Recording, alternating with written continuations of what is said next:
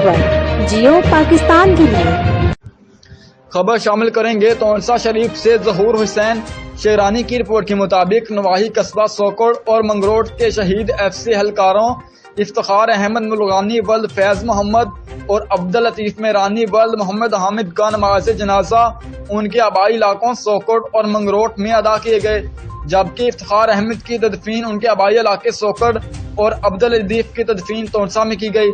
اس موقع پر F C Balochistan کے چاکو چوبان دستوں نے شہداء کو سلامی پیش کی۔ بعد ازاں شہداء کی تدفین پورے فوجی اعزاز کے ساتھ کی گئی۔ شہداء کے ورثاء کا کہنا تھا کہ ہمیں اپنے شہید پر فخر ہے، ایسی موت نصیب والوں کی تقدیر میں رقم کی جاتی ہے۔ ملک و ملت کے لیے جان کے نذرانے پیش کرنے والے ہمیشہ زندہ رہتے ہیں۔ ملک دشمن عناصر کے خلاف خون کے آخری قطرے تک جنگ جاری رہے گی۔ ہماری جانیں بھی وطن کی حرمت کے لیے قربان ہو جائیں تو دریغ نہیں کریں گے۔ منگروٹ سے تعلق رکھنے والے شہید عبداللطیف میرانی نے پسماندگان میں بیوہ اور ایک 3 سال کا بیٹا چھوڑا ہے۔